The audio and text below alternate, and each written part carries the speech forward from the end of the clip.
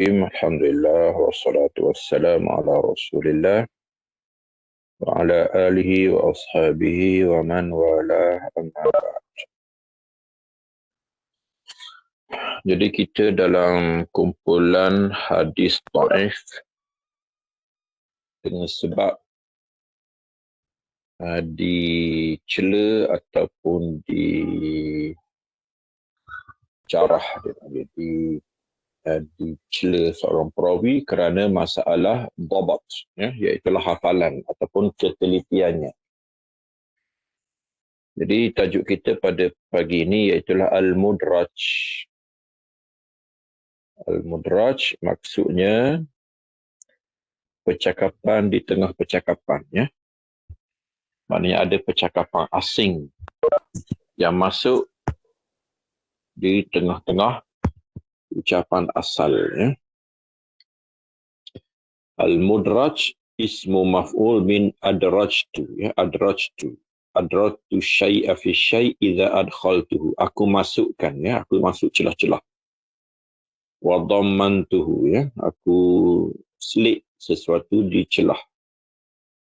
Ma ghayyira siyaqu isnadi. Dari istilah apa yang diubah turutan sanad. Kadang-kadang mudraj ini berlaku pada sanad, di tengah-tengah sanad dimasukkan sesuatu yang asing. Au udkhila fi matnihi ma laysa minhu, ataupun dimasukkan di celah-celah matan sesuatu yang bukan daripada matan. Bila faslin, masalahnya dia tidak dipisahkan. Hari ini dipisahkanlah dulu, mula-mula dimasukkan tidak dipisahkan sehingga keliru. Adakah percakapan asing itu termasuk dalam percakapan asal ataupun dia percakapan yang memang berasingan. Al-mudraju qisman. Mudrajul isnad wa mudrajul matni. Jadi mudraj ada dua. Kadang-kadang mudraj sanad, dimasukkan di celah-celah sanad yang asing, ataupun dimasukkan ke tengah-tengah matan yang asing.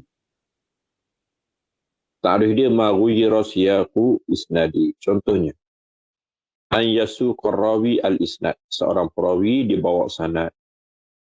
Faya'ridu lahu 'aridun. Tiba-tiba ada sesuatu yang mendatang. Maknanya dia tengah baca sanad, tiba-tiba ada gangguan. Fayaqulu kalaman min kibari nafsihi. Jadi dia pun bercakap dengan gangguan itu. Dengan ada orang yang mencelah. Fayadhunnu ba'du man sami'ahu anna zalikal kalam huwa matnu zalikal isnad. Jadi murid yang tak sedar ni, dia hanya menulis. Dia tak tengok Tok Guru dia bercakap lain. Dia menyangka bahawa Tok Guru dia masih lagi baca sanad. Fayadhunnu ba'du man sami'ahu anna zalikal kalam huwa matnu zalikal isnad. Jadi disangka bahawa Tok Guru dia masih lagi bercakap pasal sanad, sedangkan Tok Guru sedang bercakap benda lain. Fayarwi anhu kadzalik. Masalahnya dia riwayatkan hadis itu dengan sanad yang bercampur tadi. Contohnya, Qissatul Sabit Ibnu Musa Az-Zahid fi riwayatihi man kasurat salatuhu bil-lail hasuna wajhu bin-nahar. Hadis siapa yang banyak sembahyang malam, ceria atau cantik wajahnya di siang. Kisahnya Sabit bin Musa dakhala ala Syarik bin Abdullah Al-Qadhi wa huwa yumli. Jadi kisahnya Sabit bin Musa ini, dia masuk jumpa Syarik bin Abdullah Al-Qadhi. Syarik sedang yumli, sedang baca hadis untuk dicatat oleh murid. Jadi dia kata haddatsana al-A'mash an Abi Sufyan an Jabir qala Rasulullah sallam wa sakata liyaktubal mustamli. Okey, dia diam. Dan anak murid sedang bersiap untuk menulis. Falamma nazara ila Sabit. Okey, tiba-tiba Sabit masuk. Dan dia tengok wajah Sabit, dia kata man kasurat salatuhu bil-lail hasuna wajhu wan-nahar. Dia puji Sabit.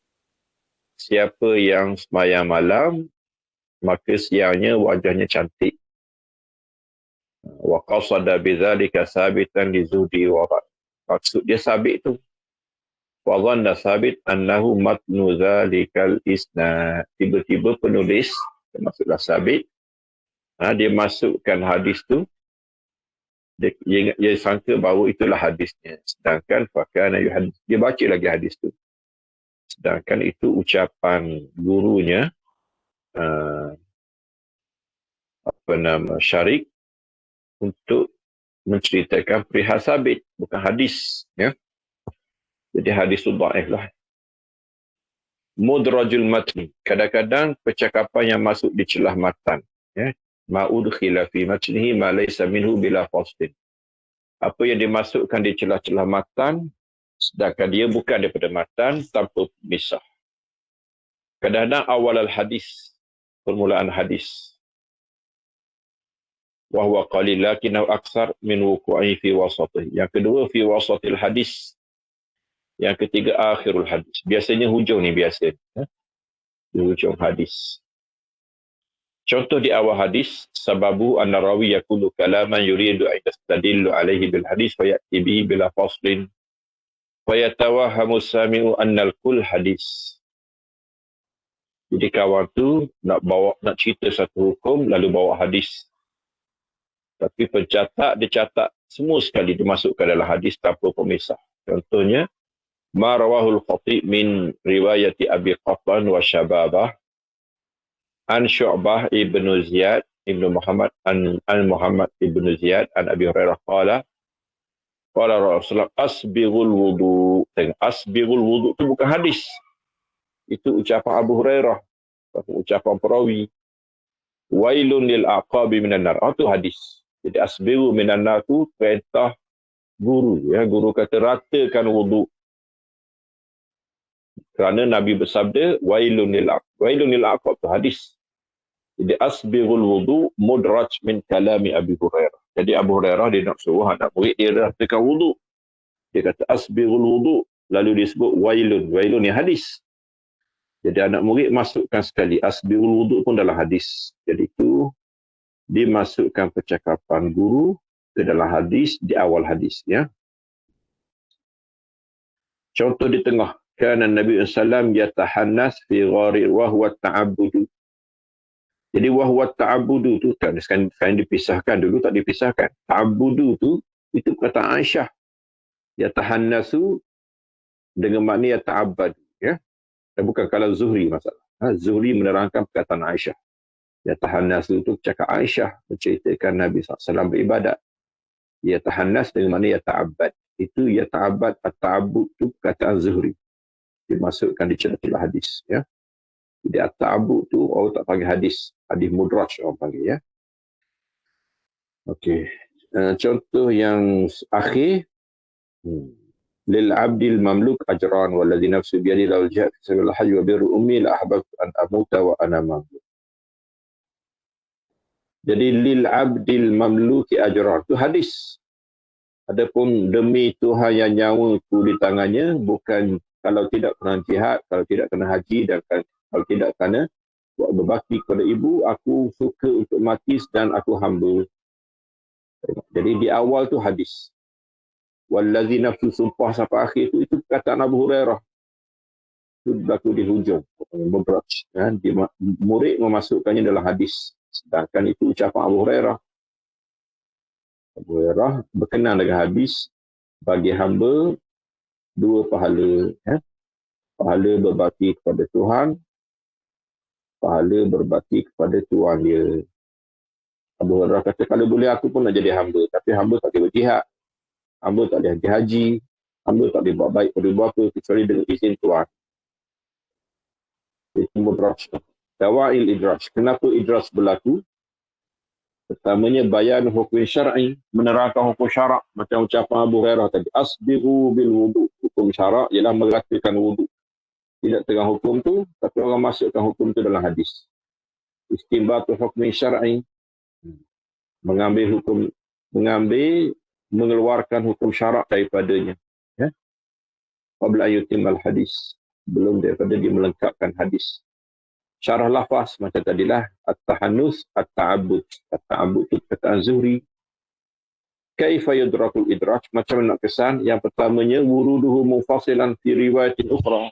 Riwayat lain tak sebut. Ataupun riwayat lain pisahkan.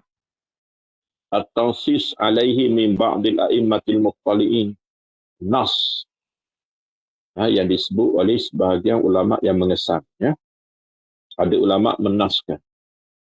Menyebut secara kenyataan yang jelas bahawa ini adalah idraj. Iqrar rawi itu sendiri mengaku bahawa dia melakukan idraj. Istihalah ataupun mustahil macam tadi. Kalau tidak kerana berbakti kepada ibuku. Ibu Nabi mana ada? Itu kata orang yang ada ibu. Orang yang ada ibu. Iaitulah Abu Hurairah yang ada ibu. Hukmul idraj. Al-idraju haram. Haram. Ya, bi'ijma' ulama'. Wa istasna min dhalika ma kana idraj. Maksudnya sengaja memasukkan sehingga merosakkan hadis ataupun matan ataupun sanad itu haram. Kecuali tidak sengajalah macam tadi. Macam mana? Ya? Kecuali untuk menafsirkan gharib. Maka itu tidak salah. Tapi itu pun kena pisahkan. Ya? Kita ada kitab khusus mengenai idraj ini. Iaitu Al-Faslu lil-Wasli Al-Mudraji fin Naqli. Ya? Taqribul Manhaj bitartibil Mudraj Ibn Hajar. Ya? Okey, satu lagi yang kita nak baca ialah Al-Maqlub. Al-Maqlub mana hadis yang terbalik. Ya? Ibdadu lafzin bi akhar. Ya? Tukar lafaz dengan lafaz yang lain pada sanad. Bitakdim atau takhir. Didahulukan yang sepatutnya dilewatkan ataupun melewatkan sesuatu yang sepatutnya didahulukan. Ya? Contohnya, maqlubus sanad. Maqlub ada dua, ya, macam mudraj juga. Mudrajus sanad, mudrajul matan. Maqlub pun maqlubus sanad, maqlubul matan. Ya? Maqlubus sanad, tengok. Contoh dia, an yuqaddimar rawi wa yuakhir fi ismi ahadi ruwati wa ismi abih. Tertukar, ya, nama dia dengan nama ayah. Nama ayah didahulukan daripada nama dia. Contohnya, Ka'ab bin Murrah. Ada setengah sanad dia sebut Murrah bin Ka'ab. Ini tersilap. Ka'ab bin Murrah. Ka'ab anak Murrah bapa. Ya, bukan Murrah anak Ka'ab bapa. Itu tersilap. Ya, ya, dalam babak hafalan dan juga penelitian. Juga sengaja, kadang-kadang sengaja ditukar rawi dengan nama lain supaya diganjilkan. Maksudnya supaya tidak dikenali. Ya. Contohnya, hadis yang masyhur daripada Salim, dia jadikannya daripada Nafi'. Tengok. Salim, anak kepada Abdullah bin Umar. Nafi' maula kepada Ibnu Umar. Dua-dua tu mengambil daripada Ibnu Umar. Kadang-kadang hadis masyhur daripada Salim, tidak masyhur daripada Nafi'.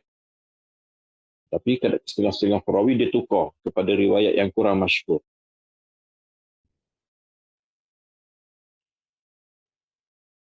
Contohnya hadis ni, ya, idza laqitumul musyrikin fi tariqin fala tabda'uhu bisalam. Kalau kamu bertemu dengan kaum musyrikin di jalanan, jangan dahulukan dia dengan salam. Biar mereka bagi. Ini makhluk.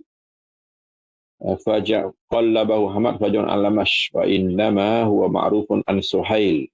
Ditukar nama Amash dengan Suhail. Suhail sebenarnya, tapi ditukar dengan Amash. Amal lebih masyhur.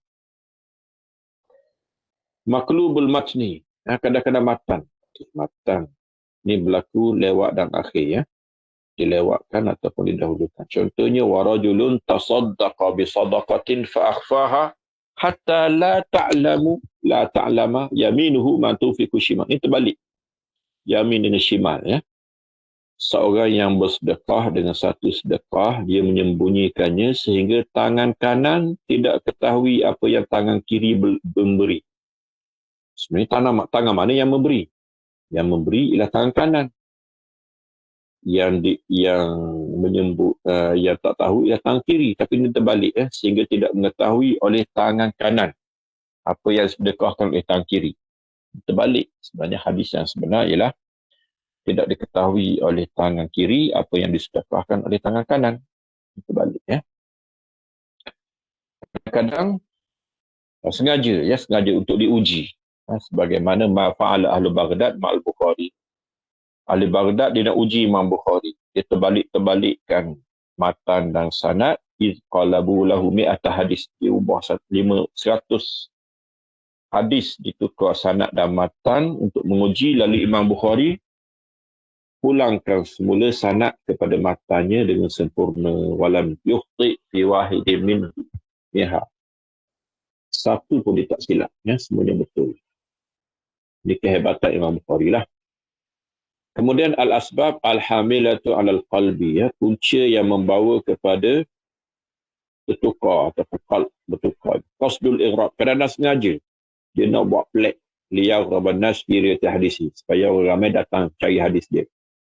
Qasdul imtihan, kadang-kadang memang nak menguji, ya. Ta'akud min hifzil hadis, nak kepastian hadis itu dihafal, macam yang berlaku kepada Imam Bukhari yang dilakukan ujian oleh ahli Baghdad. Al-wuqu' fil khata', kadang-kadang memang tersilap. Dia tersilap macam mana? Lidah dia laju, dia silap. In kana al-qalbu bi qasd al-ighraq fala syakka fi annahu la yajuz. Yang pertama ni tak haruslah tujuan nak pelik saja. Lianna fi taghyiran lil hadis, itu mengubah hadis. Wa in kana bi qasd al-ihdam fa jaiz. Kalau sengaja nak test, nak uji, itu boleh, tak ada masalah. Litasabut min hifzil muhaddis, supaya kita nak pastikan bahawa memang hafalan dia kuat macam Bukhari tadi. Wa in kana an khata'in fala syakka anna fil mal. Kalau tersilap itu dimaafkanlah, ya. Itu dimaafkanlah. Kita ada ke buku mengenai makhluk, ada, ya, Rafi'ul Irtiya fil Maqlub min al-Asma'i wal Alqab, karangan Al-Khatib Al-Baghdadi, ya. Itu je saya nak baca pagi ni, ya. Dua ni je saya nak baca, nanti kita akan baca lain, ya. Tajuk yang seterusnya. Sebab kita ni sebenarnya dah habis silibus dah, ya. InsyaAllah kita akan sambung lain kali. Ini apa yang sempat kita baca pagi ini. Wassallallahu ala sayyidina Muhammadin wa ala alihi wa ashabihi wa sallama tasliman katsira. Subhana rabbika rabbil izzati amma yasifuna wa salamun ala mursalin. Alhamdulillahi rabbil alamin. Wassalamu alaikum.